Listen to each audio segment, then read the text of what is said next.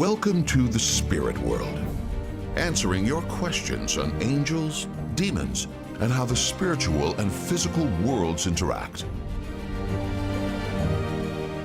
And now your hosts, Debbie Georgianni and Adam Blai. Well, hello there, and welcome to the Spirit World. I am Debbie Georgianni with religious demonologist and co-host Adam Blai, and we're waving to all the YouTube and social medias going strong. Hi, you guys. Thanks for joining us on this November open forum. That's right. Any question on angels, demons, anything in between, we are ready, willing, and able to answer your call, and we'll have a great discussion this very quick hour in Catholic radio. The number to dial is 877-757-9424. That's 877-757-9424. We want to get right to the phones. So if you have a question you'd like to ask, please do so right away. We don't have anything prepared to present to you this wonderful episode. So we turn our attention completely to your calls for this open forum. But Adam, we always begin with the St. Michael prayer. In the name of the Father, and of the Son, and of the Holy Spirit. Saint Michael the Archangel, defend us in battle. Be our protection against the wickedness and snares of the devil. May God rebuke him, we humbly pray. And do thou, O Prince of the heavenly host, by the power of God, cast into hell Satan and all the evil spirits who prowl about the world, seeking the ruin of souls. Amen. In the name of the Father, and the Son, and the Holy Spirit. Amen. Amen. Okay, so Adam, please wave again to everybody on YouTube, Facebook, Instagram, X, Rumble, TikTok, all the socials. Wow, you guys are so amazing. Get your questions in there. That would be wonderful. So please do that. But if you would like to call in, we can put you on air with us. We have Carol and Libby on the phones already answering your calls coming in all around the world. Thank you to EWTN Global Catholic Radio Network for broadcasting this show. We are produced by the Guadalupe Radio Network, so Tim Mott, our producer, is at the controls, making us hopefully sound crystal clear right to your home or to your car or wherever you're listening to this program. But this is your show, The Spirit World, and it's very important that you get your questions answered. So the number to dial is 877-757-9424. And Adam, I wanted to just take a few minutes to just see what's going on in your life and how your work is going, because we've been praying for you with the exorcism work that you do on a weekly basis. Plus, Adam, you are traveling to Texas soon. Yeah, I'm going to be in Allen, Texas, December 6th through the 8th for the Spiritual Warfare Conference that Fullness of Truth is putting on. I'll be there with Father Carlos Martins and Father Dan Rahill, both exorcists, and a number of other great speakers. It's going to be a good event. I think it's going to be a large event. It sounds like the ticket sales are really strong. So if you want to get tickets, go to Fullness of Truth, all one word there, Fullness of Truth, no spaces, no nothing, fullnessoftruth.org, because I understand that the tickets are selling fast. But yeah, that's going to be exciting. And we're going to have a special virtual presentation by Deb on guardian angels. Mm-hmm. And so, yeah, it's going to be hopefully a really nice event. Fullness of Truth, they always put on just top quality events, and it's nice to meet people in person. Mm-hmm. I completely agree. I love Fullness of Truth conferences. I believe they're anointed. People walk away really being changed and in a beautiful way. And so I love that. And so I think this Spiritual Warfare Conference coming up at the beginning of December, it's December 6th through the 8th. So please, I agree with Adam. Register, get there. So, fly in, drive in, walk in, whatever you got to do in Allen, Texas. And all you have to do is go to fullnessoftruth.org. Right, Adam? Yep. Yeah, I'm excited. Okay, so Adam, the phone lines are lighting up, so our listeners do have things to ask about angels or demons or anything in between, the spiritual world. So the number to dial, you don't have to be Catholic to call in. We welcome calls from all around the world. So if you would like to have a question or you have a comment that you want to make or you want to discuss something, now is the show to do it, because once a month we do an open forum where we just open up the phone lines right at the beginning of the show and we take as many calls calls as possible. Also, as many questions and comments from social media, from Facebook and YouTube. And then also we pull from those that are coming in by email. So just know that we really welcome a very robust, vibrant discussion on this so we can learn and grow together. So if you sit this out, you think somebody else is going to ask your question, it might not happen. So we really need to hear from you. 877-757-9424. That's the number to call, 877-757-9424. And are you ready to go to our first caller? Yes, it sounds exciting. Okay, we've got Deacon Paul from Santa Barbara, California on JP Radio. Do we have Deacon with us? Good morning. Good morning, Yes, Deacon. I'm here. Deacon, Good morning. I always mess this up. Is it Santa? How do you actually pronounce your city? Santa Barbara. Santa Barbara. St. Okay, Barbara, but Santa Barbara, yeah. Okay, so you say it like that. That's what I thought. But then I heard somebody recently say it a little differently, like a little bit quicker. And I thought maybe that's the way you guys say it, like locally. So I wasn't sure. But anyway, Deacon, we love you. Thank you so much for joining us. And you go ahead. You have the floor. I love you both, and I've learned a lot over the years that I've been listening. My question is to Adam. How has his life changed from when he first started? Because I know when you're younger, you live life for what it is. But when you experience certain things on what he deals with, how he treats life, he's able to lead a normal life. And because sometimes I become very leery about certain things. I know things don't happen spontaneously. They just come out of nowhere. But what he deals with all the time, how does he treat life, and how has it changed so much over the years that he's been dealing with exorcism through his time? Well, Deacon, I guess it's kind of hard to see yourself from the inside. It's kind of hard to have perspective. But I would say, if I was looking at myself from the outside, that the knowledge that it's all actually real, that it's not just something I've concluded to in my reasoning or somebody encouraged me to believe and I believe it, but that it's actually real, it does change your life. And then when you do it every week, there's a constant reminder that it's real. I know where sin comes from. I know the individual spirits that are behind inspiring a lot of the sin that goes on in the world. And that makes it very concrete for me. So in a sense, over the years, in a way, it's become a little bit easier to wrestle with temptation, because when I'm tempted, instead of it being kind of a wrestling with yourself and, I shouldn't fall to this temptation and I should do that because it's the right thing to do, and avoid this temptation, it becomes very concrete. And so I kind of see the fruits of sin, which is spiritual death, much more blatantly than most people get to see it. And I see that as a gift. I also know the creatures that are behind it all, and I don't want to end up with them, for sure. Like, I know exactly what they're all about. I know what their natures are. I have no illusions about, the devil's a nice guy or he's a neutral figure or any of that. I absolutely do not want to end up with these creatures, because I've, in a sense, I've seen the face of hell, to put it dramatically, over and over and over again. And so that gives me a great reverence for God, and I want to avoid hell. So in a sense, I think it's spiritually a strengthening thing. Okay, so Deacon Paul, you got my wheels turning in my head here, because I want to ask a kind of follow-up question if I can. So hang on the phone with us for a second.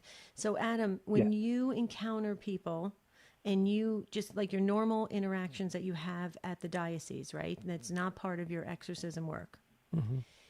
When you interact with them and you see them saying something or doing something that could possibly be a doorway for the demons, does it register in your head like, oh, this person's making a mistake, they better not be saying this, or they better not be doing this? Does that kind of, does that go off in your head, or are you can you compartmentalize from your exorcism ministry work and then your work at the diocese?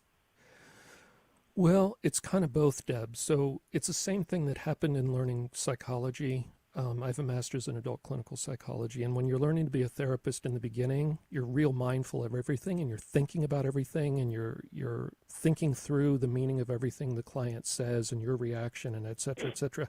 And then over the years, it becomes unconscious, and you no longer have to actively think about it, but your instinct is built on your training, and it just becomes something that flows. This is the same way. I'm aware of the footprints of the demonic in the world and their inroads in people's lives, but I don't sit around constantly dwelling on that and thinking about it. So I'm aware of it, and I'll kind of get that nudge inside my mind, like, oh yeah, that's an issue. And I might, if I were to hear such a thing, I would probably gently encourage the person, about that, or ask them if they wanted to talk about it. But yeah, basically it's both. I do compartmentalize it because you don't want to think about the demonic all week. You want to have some balance in your life. And so you do your work, and then you focus on Jesus the rest of the time, focus on Mary, focus on the saints. I don't think about the demons outside of the actual exorcisms. That's interesting. So Deacon Paul, you were the first one for the November open forum. So if you have an additional question or comment, feel free. Yes. The thing is that I've been working in the hospital for 45 years, taking care of the sick. And over the years, I've seen a lot of different things happening. And I think more of it was exposed as I became a deacon. The thing is that I really am surprised by a lot of people, also Catholics, that don't believe in, things that can happen. They stray and they go, oh, no, it's part of the church. Like Reiki, or they're doing Sage. They go, you know what, that's not what you, and I go into a little bit more of the history behind it. So many times I pray for them, also pray for the sick, and it always keeps in the back of my mind. I worry about them, that they improve their life and that they see the different things that can happen. So it's kind of, you just grow, and I think I've grown over the years, but all I do is keep them in prayer and in love with what we're given through God. Mm-hmm. Yeah, I had similar experiences working in a correctional hospital, prison hospital, where I was the psychological services person for the actual hospital, and I saw a lot of people in that situation similarly that had gotten into a lot of darkness in their lives, and whether they wanted prayer or ministry at the end of their life, and whether they would talk with the chaplain and that kind of thing. And yeah, you'd pray for them, even if they didn't want any help or prayer, you just pray for them in an intercessory way. But yeah, I was very aware of the sadness of some of those situations. Mm-hmm. Yeah. Wow. Well, thank you. Well, thank you so much. No, thank you, both of you. I appreciate you being and helping all the people, and God bless. Oh, thank you, Deacon. That was Deacon Paul from Santa Barbara, California. A beautiful place of the country. If you've never been there, you should definitely visit. It is absolutely gorgeous. So thank you, Deacon. We appreciate all the love and support. You have been there for us from the very beginning of the spirit world, and we appreciate when our clergy really steps up and supports these great programs on Catholic radio. So Adam, you hear the music. We're going to take that first break. When we come back, more of your calls on this November open forum here on the Spirit World. The number to dial is 877-757-9424. Don't forget to like us on Facebook at the Spirit World Podcast. That's very important. We grow the family there, and it's growing each and every day. More and more folks are posting and asking their questions and making their comments. But you can call us today. We'd love to hear from you. 877-757-9424. And we'll be right back with more of your calls from around the country.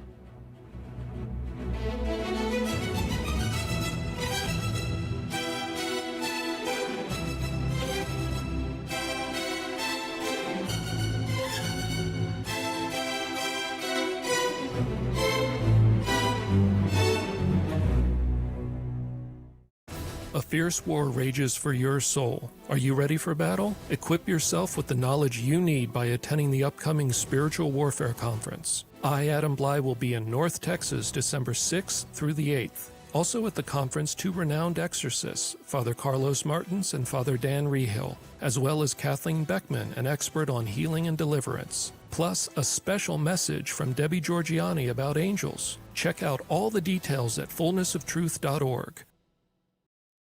When I was in college, I ended up having a lot of questions about my faith, and I ended up leaving the church. After a series of personal tragedies, I really felt a need to come home to a church, and that's when I came back to the Catholic Church.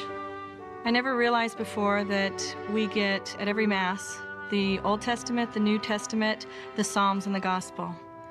I never realized before it's all biblically based. The Catholic Church is based on the Bible. This is the church that Christ started, and we practice all the sacraments as he gave them to us, and I think that's important. I love getting up and going to church. I love going to Mass. I feel like I get to go to Mass, not like I have to go to Mass. I have joy in my spirit, I have a lightness in my spirit that I haven't had before. I love the Catholic Church with all my heart, and I can't imagine my life without it. My life is totally different now. If you've been away from the Catholic Church for whatever reason, we invite you to take another look. Visit CatholicsComeHome.org today. Want some more joy in your life? Need some more peace in your day? Want to wake up each morning excited about life in a whole new way? Life coaching may be just what you need. We have a team of dedicated coaches willing to assist you in creating a plan for a better future with God as the focus. Jesus said, I came for you to have life and have it to the full. So begin today with that abundant life. Visit us at standtalltoday.com.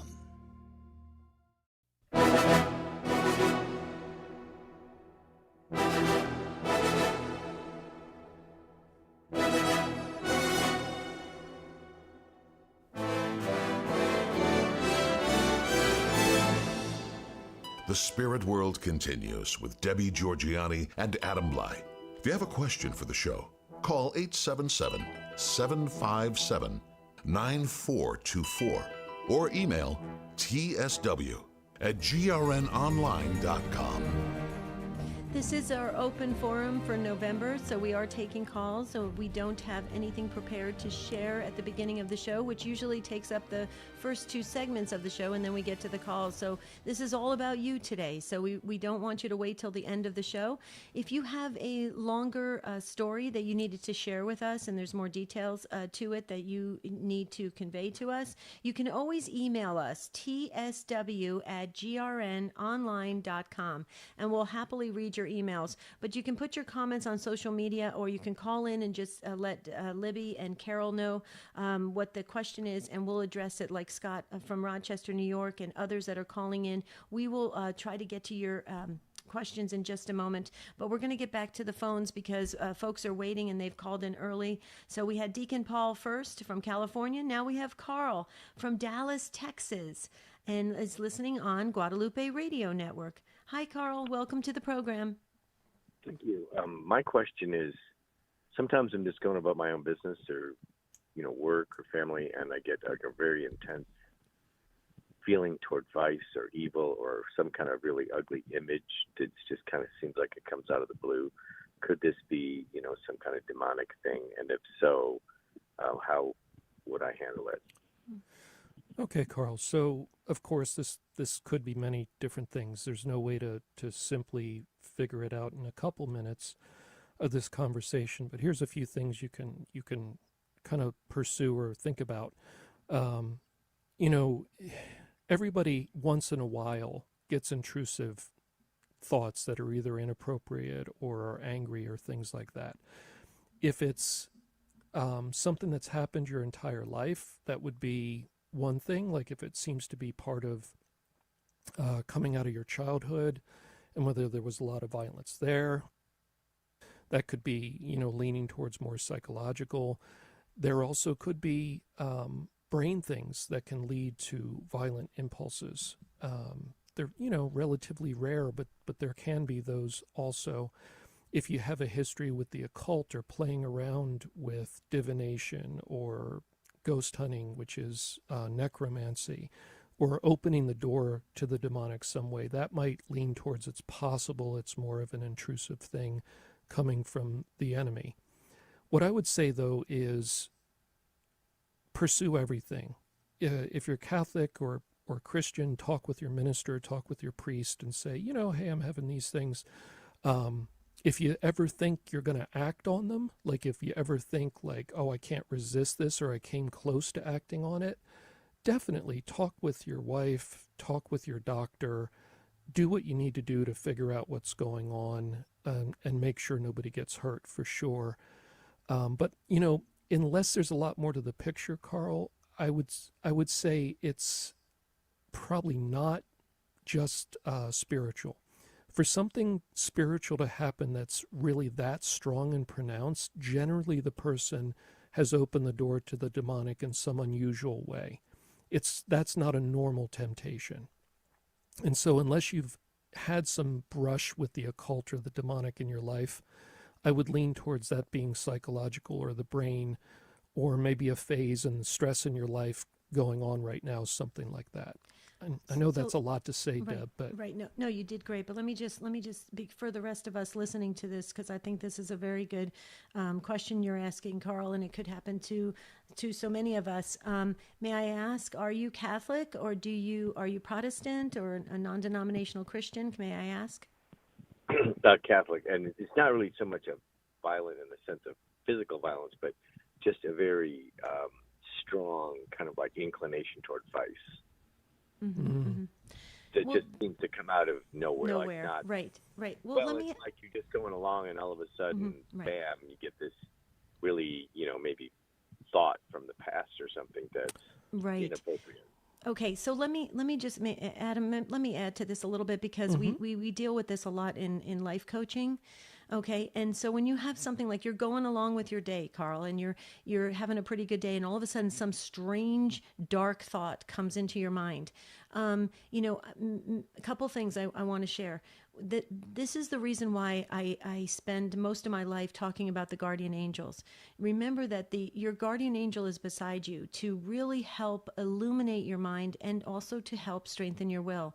And so I would encourage you at the beginning of each day to say the guardian angel prayer, or to acknowledge that your guardian angel is beside you.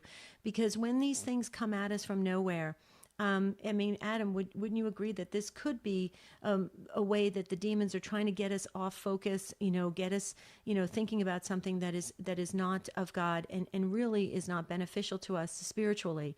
And so it's important that we stay strong. That's why sacramentals, wearing a blessed crucifix, a St. Benedict medal, carrying your rosary with a blessed rosary in your pocket, saying a few prayers when this happens, I think is very helpful to keep a person, centered, so they don't go into this deep thought or dark thought a little too much. And I'll be honest with you, Carl, we hear it all the time in coaching. People will tell us that they're working at the church and they're having a beautiful day, and then all of a sudden this dark, thought comes into their mind and it ruins the rest of their day. What do you say to that, Adam? yeah, like I said, and I thought, Carl, it was more explicitly like violent thoughts.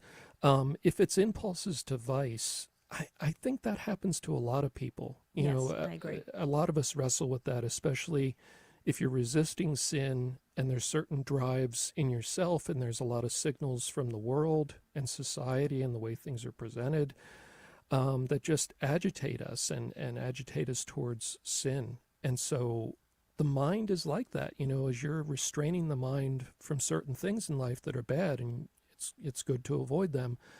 Well, there's some bad inclinations in human nature, and so every now and then they're going to kind of pop through.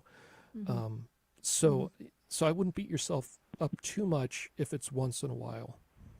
Right, and what you do is you reset very quickly, Carl. I know when it happens to a lot of us, we go into a very quick, we take a time out, quick prayer. I mean, for me, I'm always about divine mercy. Jesus, I trust in you. I reinforce myself with the truths of God, and I move on with the day, because the quicker you get past it and focus back on God, it's better for you, right, Adam?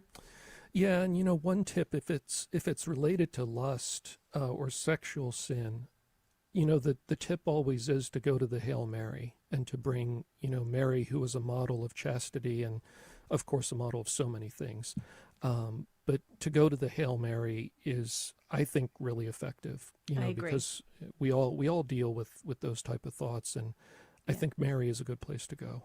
Absolutely. Carl, does that help?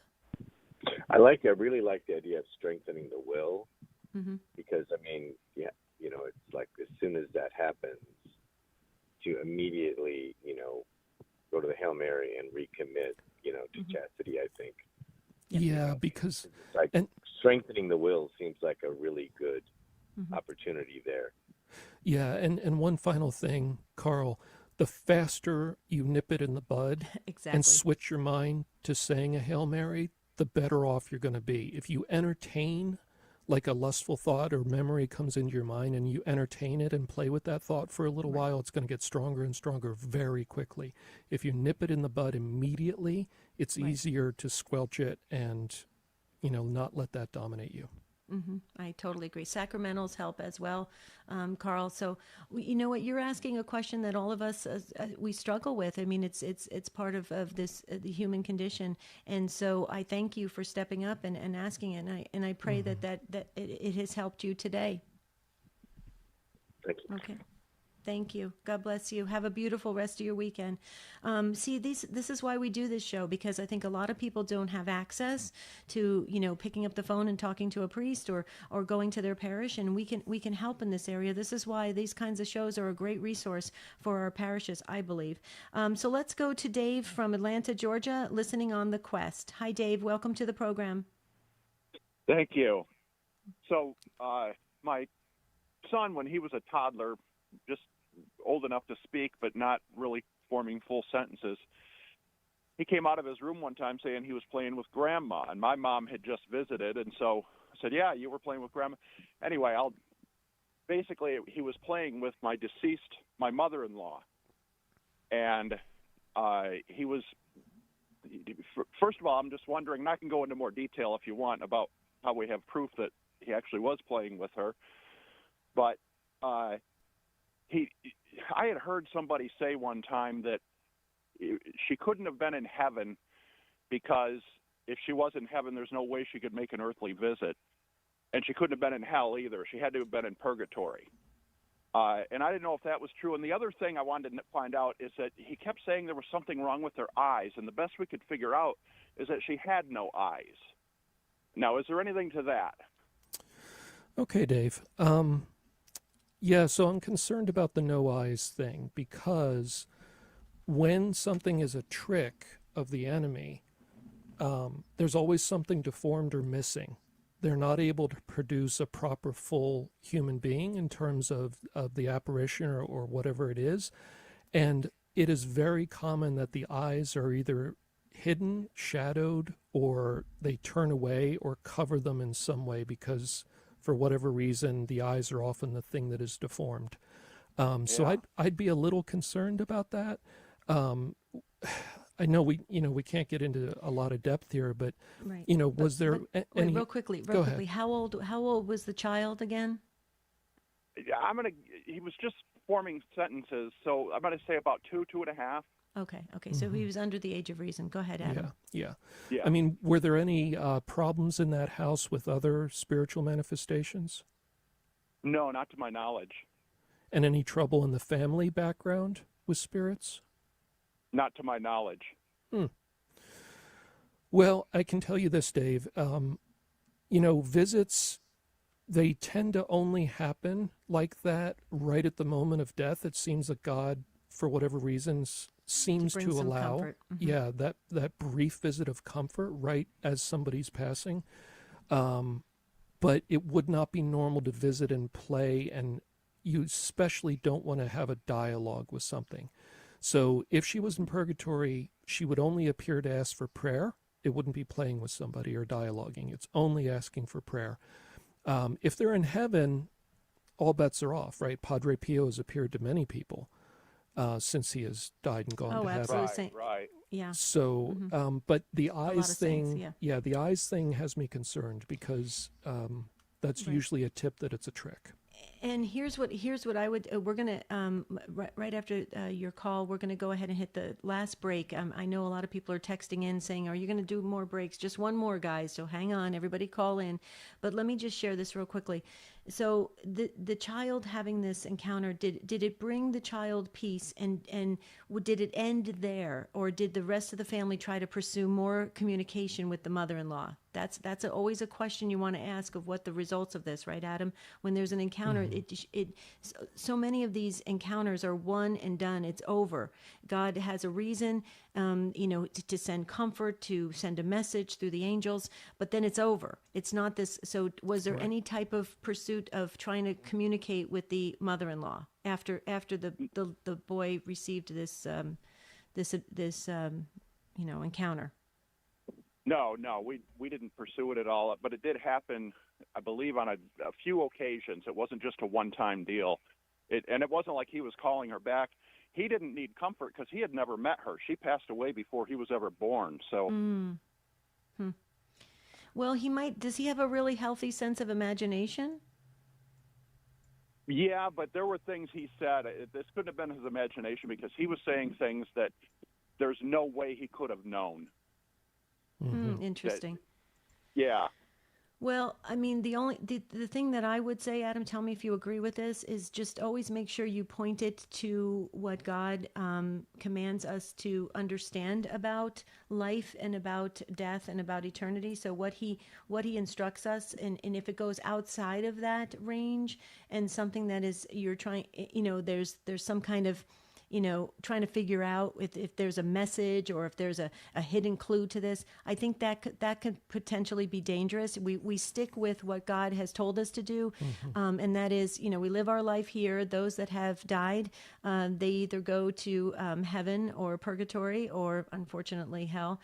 And then if they're in purgatory, we pray for them. If they're in heaven, they can intercede for us, and we ask for God in that vein, but we don't go past that. Correct, Adam? Right. Yeah, that's exactly right. Yeah. So, it's an interesting thing. I will tell you though, kids they're more receptive to the spiritual world because they're so innocent and they're so open to that. So it doesn't surprise me that maybe something of, God comforting, him or a young child, that doesn't surprise me, but then going past that could be the problem. Okay, that is a fascinating story, and I think that we covered the answers to that. And when we come back, you'll hear the music. We do hear the music. Okay. Yeah, there's the music. Right on cue. And Adam, when we come back, we have full phone lines here on the Spirit World for this November open forum. Thanks to everybody who's calling in and waiting. Hang on. Don't go anywhere.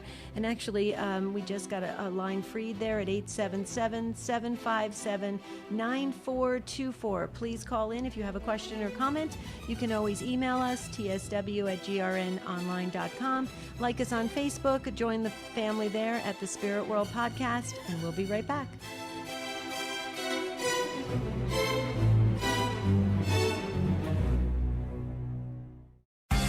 It's common for atheists to object to belief in God because it can't be proven false by empirical observation. But this objection fails because the principle it assumes, called the verification principle, is self-refuting. It states a belief is true or false if and only if it can be verified or falsified by sense experience, like the statement it's snowing outside, which can prove true or false by looking out the window. But this principle is problematic because the principle itself can't be proven true or false by sense experience. Where in the universe is the truth value of this belief to be found? Can we see it under a microscope? The absurdity of these questions reveal that the principle itself cannot be proven true or false by sense experience, and thus is self-refuting. For this reason, the objection fails. I'm Carlo Broussard with the ready reason for Catholic Answers, Catholic.com. Are you facing a crisis in life? Are you feeling stuck and unable to see your way out of your current situation? You just might need a fresh perspective, and we are here to assist. That's what life coaching is all about, sticking to a plan and creating new habits for a better life, all with God at the center. Look into a completely free consultation today at standtalltoday.com. We have a team of life coaches ready to help you get excited about life again at standtalltoday.com.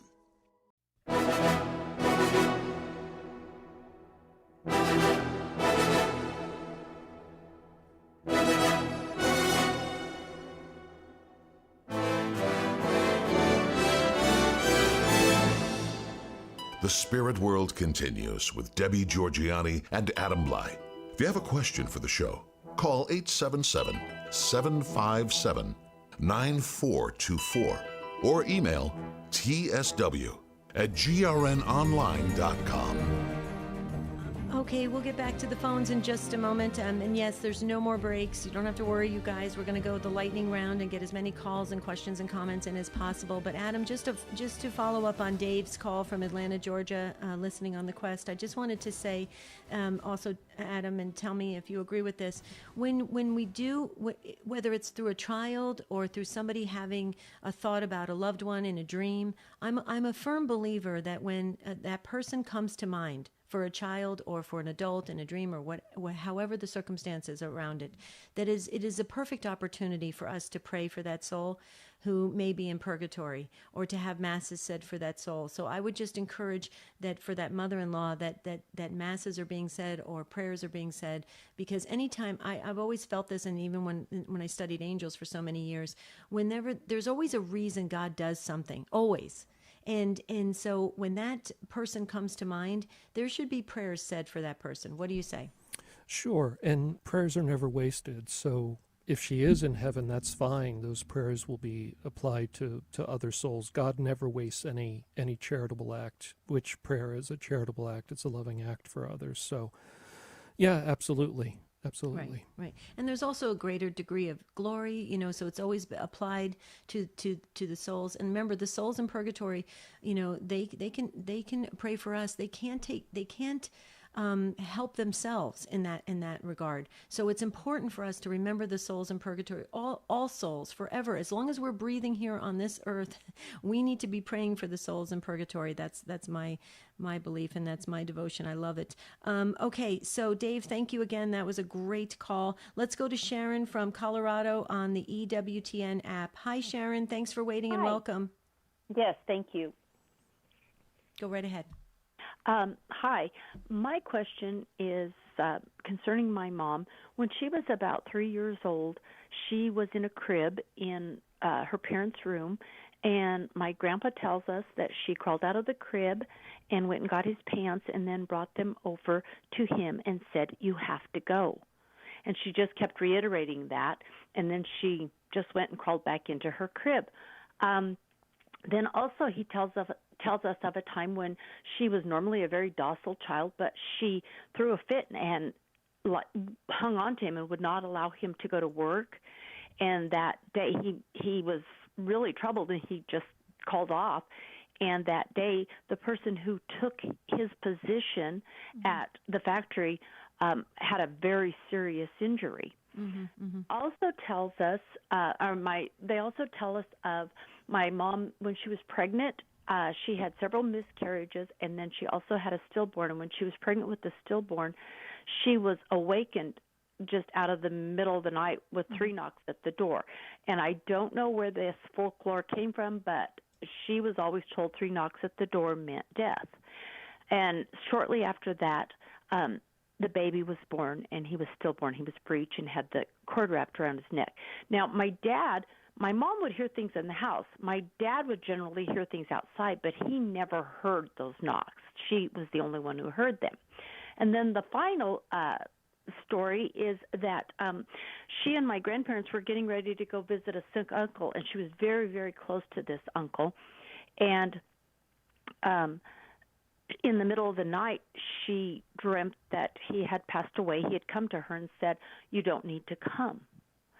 And so she got up the next morning and called my grandparents and said, "Have you heard anything about Uncle Sam?" And then shortly after that, they got the news that he had passed in the early morning. So my question is this, and you may have just answered that on the radio, but are these things of God, or are they of demonic spirits? Okay, so that's a good question, Sharon. So the simple way to, if anybody yourself is having these type of experiences, a really good way to try to diagnose it is to very sincerely, and you have to mean it, ask Jesus to take it away if it's not from him, whatever what seems to be a gift that's going on. sincerely ask him to take it away if it's not coming from God, because it can be very tricky to figure out for sure, because sometimes there's an attachment to the family line that was established in a previous generation, and there's a spirit that's kind of trying to ingratiate itself. It's a bad spirit, but it's trying to play nice for a while to get somebody to start relying on it and appreciating, the information it's feeding them, that type of thing. So we do have to be really careful when these strange things start happening. They can be from God. They can be spiritual gifts. And we don't always know why God provides certain information to people or gives certain gifts. It does happen, though. A few things to look for is the fruits of it. If it's always something negative or destructive, if it's only about death and destruction and negativity, it's probably not of God. Okay. Things of God, if they're negative, they're often warnings as opposed to just saying bad things are going to happen. It would be like the warning, don't go to work today. Okay. So, and then look at the fruit in the person's life. Right. If they're avoiding church or if they're participating in the sacraments. Well, let me jump in real quickly. The little girl that went and warned her, I guess it was her father. Is this a Catholic family, or can you give me the background, spiritual background? Okay. Yes. My family, yes, they were Catholic. Okay. And here's the deal. My mother's now passed for several years. She died at the age of 44 from ovarian cancer, but she was married outside of the church. My dad was a devout Baptist from the South, and their marriage was difficult, to say the least, because of that. But she was not going to Mass, and I always sensed just this unbelievable sadness in her every Sunday morning. But anyway, so she was not partaking of the Eucharist at that time and not attending Mass. But she was a very, very wonderful woman who helped people, and I realized that that's not everything. I know she longed for it. Right before my mother passed, about a year before she passed, my dad became Catholic, and they had their marriage blessed in the church. Now, that being said, when all those other things happened, she was not attending Mass. Okay. And so there's really no way for me to ask her, to ask about those things. So I just wanted some... Sure. So couple things. I want to just leave you with this couple things, and Adam, jump in if I'm not stating it correctly. So couple things. When the child, again, going back to the guardian angels, the angels are there as messengers. Okay, so the angels, if God wills it and God wants it, those angels will deliver those messages. Now, will they come through a child? If everybody else is closed off or has severed their relationships with God or something of that nature, or diminished their relationship based on where they're at in sin, then yes, they're going to come through. They can come through the most innocent person. And so having a child deliver a message that the angels gave to them, I think is I've heard that many times. So that possibly is correct on that area, that the angel wanted a message sent to the man not to go to work that day or whatever. Okay, that's one thing. The second thing is your mom. Even though everything kind of got fixed at the end, towards the end of her life with the church, please have masses said for her. If you can get Gregorian masses, 30 days of masses for her, have masses said for her. See, I don't believe there's any accident why people are bringing up conversations and situations that have happened with people that they love. There's no accident with God. So I would definitely encourage you to have masses said for her. What do you say, Adam? Yeah. Again, prayer's never wasted, and it may benefit her in terms of, even improving the amount of God that she's experiencing in heaven, the amount that she's understanding, the kind of, if there's progress within heaven, because we can never know God fully, there was always more to know. So yeah, absolutely. But again, I would be at peace with this. It doesn't sound negative to me. Right. And sometimes there's gifts that are there, and it could be that those gifts were there partly to call her into a full relationship with God through the church. Exactly. Okay, so we're going to let you go with that because we're trying to do this lightning round and get as many calls in as possible. So thank you so much for calling. Keep in touch with us on the Spirit World on Facebook at the Spirit World Podcast. Catherine is up next from Texas on Guadalupe Radio Network. Catherine, give us the name of your town. Louisville, Texas. Louisville, Texas. Okay, Catherine, take it away. Yep. Go right ahead.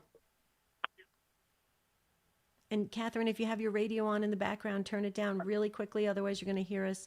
You're going to hear us 2 times, and it's going to be hard to focus. So, Catherine, welcome to the Spirit World.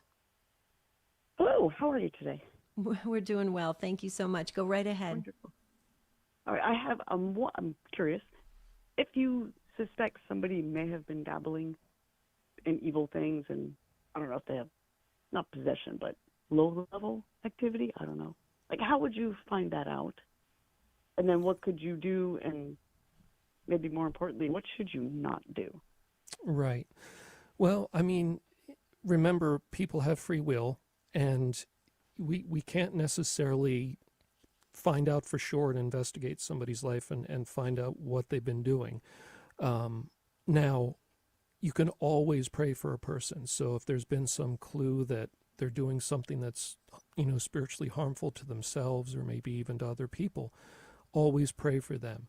Always forgive them if you feel, that they have malice or they have had malice towards you. Forgive them, pray for them.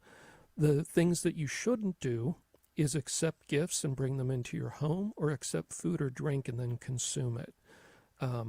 Just on this, if the chance that they are involved in black magic, those are ways to essentially connect spirits with people and bring about harm if somebody had malice and was messing with black magic. But there's no simple way to know unless you just ask them and they tell you the truth. That's the only way to know for sure. And the things to do, pray, forgive, and don't take gifts. Okay. All right. And then may I ask a follow-up on that? Sure, go right ahead. Could you give them a blessing, or can you bless their house, or does that potentially make it worse? Or, how does that work? Again, their free will is central. So their house they have authority over. You don't have authority to go in and make spiritual choices for them. Just like imagine if somebody was practicing another religion and they met you and they were standing in your front yard doing a ritual from their religion over your house, you would be offended by that and say, this is my house, what are you doing? So, again, we can pray for them and pray that God bless their house and bring grace into their life. But we can't go and assert our will and say, I'm going to bless your house whether you like it or not. But you could ask them if they're open to sacramentals, right? Sure. Adam? Yeah, you could ask them if the timing's right and you have a good, Thanksgiving's coming up, maybe you have an encounter, you might meet them and you can offer, have that be a conversation to get them open to the blessings of sacramentals. All right, so it's almost like they're giving you permission-ish. Yes. Oh, yeah. Okay. Yeah. All right. Okay. That's very helpful. Thank you so much, and God bless you. Have a beautiful. Thank you. Have a beautiful weekend. Okay, I'm going to squeeze this in because I feel so bad. Scott from Rochester, New York, called in, and Scott has a quick question. I am blind, and mass documents are in Braille from the Xavier Society for the Blind. Does it need to be blessed before he uses it? No, just like the missal doesn't need to be blessed before you use it to follow the readings in Mass. Right. Okay. So I hope that helps, Scott. I wanted to squeeze that in, and I hope that works for you. Also, Don from Facebook has a great question about Padre Pio and the gift of bilocation. We're gonna, I'll make sure we cover that next week because we're gonna need some time to really go over that. So after Catherine, let's go to Diane from Buffalo, New York, on the Station of the Cross. Hi, Diane. Yes. Hi. How are you? We're doing well. Go right ahead. Okay. I at the church they had a Life in the Spirit series, and like for 6 weeks, and one of the weeks was baptism in the Spirit, and they did say that we might get some of the spiritual gifts. This is actually my second time I've done this, and I didn't get spiritual gifts the first time, but a couple of things. The one I want to get in quickly is I had something happen about a week ago. Maybe the gift of discernment of spirit or spiritual discernment. I think that's what it is. Anyway, it wasn't a good. I had a conversation with a family member, and it was an awful conversation. And I kept wondering, wow, she kept twisting things, and it's like she didn't know me, and I mean, I don't know, it was bad. So I started thinking about it after I got off the phone. I don't know if I was picturing. I won't remember this exactly, but I guess I was picturing her, and I felt or saw. Couldn't have been with my eyes, but maybe spiritually, like energy in front of her. I don't even know. I'm not remembering it real well, but it felt evil. It was just it just felt evil, and I thought, wow, I don't know what's going on. But I have wondered about the demonic with, sometimes they're around addictions, and there's a couple there that, so I don't know if it was that. But anyway, so I thought, well, I'm going to go online because it just seemed like there must be a better way of describing what I was seeing or sensing. And I came to the word repulsive, and that was it. It was more. It was evil is one word, but repulsive. It was repulsive. It was like it was like the worst thing I could see or feel or whatever I was, And so I wondered if that was just spiritual discernment, if that was or maybe it was something else. I don't know. Okay. So, Diane, it's impossible to know for sure whether that was spiritual discernment or your mind, your psychology, and your mind, and your having common sense on your things. common sense, your gut instinct, kind of expressing itself in your imagination. So, if it was discernment, and, help me on this, Deb. My take on discernment is it serves one of two purposes. One, first and foremost, is a call to prayer and ministry for a person. Right. So if discernment indicates a person that has a particular struggle in their life, including evil might be in their life, that's the response is to pray for them. And number two would be a heads up or a warning. If somebody represents a spiritual danger to somebody, God may give them a heads up of, be careful here. Yeah, to stay away from it. Yes. Yeah, that's been my experience. But Me too. Even in the case of be careful here, you still pray for the person, but sometimes it's a heads up from God. Right. I'm not quite sure what you want to maybe have us respond to. The one thing that I would say, because I do we both do, Adam and I we work with people, for many years on, their discernment and a bit of spiritual direction, also life coaching, and it's very interesting how we sometimes want to make it more complicated than it really is. If somebody is having difficulties in their life and they're making choices that are not going to keep them on the path heading towards God, I mean, clearly our role is to encourage them to come back to a right frame of mind and an alignment with God's will, and also to deeply pray for them and fast for them, because they need to come back. Yeah. So sometimes I think, it's interesting. We work with a lot of people, and you can really get into the details of things, and sometimes those details, they're not necessary, because it really is important just to deeply be committed to that soul getting to heaven, just like the angels are committed to us getting to heaven, just like the saints in heaven are committed to us getting to heaven. And we can do that through prayer and fasting. What do you say, Adam? Yeah, I think you're right on target, Deb. I do. I did do the prayer and fasting. I unintentionally I fasted a couple days, and it's like, I might as well do the prayer now. Yeah. And so, I'm hoping that helps. But I guess part of it, I was trying to figure out if that was discernment of spirit, because the spiritual gifts, I know there's about 6 or 7 of them there or whatever. I didn't know if that was, or I was just trying to identify what it was. Yeah. So Diane, if it's a gift of the Spirit that you received, be patient. Wait on God's timing. It'll happen again. And then look for the fruits of it. If it's a gift from God, there's going to be good fruits from it. If there's no fruit either way, it's probably psychology. And if there's bad fruit, it's from the enemy. So be patient, give it time, and then go back to your priest or your spiritual director after a few more of these experiences and say, can we process this together? Right. Okay, that'll do it for this edition of the November Open Forum. So Joanne and the others, we're going to ask Libby and Carol, our call screeners, to pick up the line and get your comments. We can put them into the mailbag edition, or you can always call back for the December Open Forum. But that'll do it for this particular episode. Adam, thank you so very, very much. I thought this was fabulous. We are still retrieving some of the comments coming in on social media. We'll wave to you again, you guys. Thank you. Thank you, Libby, Carol, Tim. You guys did a great job. Thank you, EWTN, for carrying the program. Okay, for Adam Blai, I'm Debbie Georgianni. Until next Saturday, have a beautiful and blessed week. We'll see you real soon.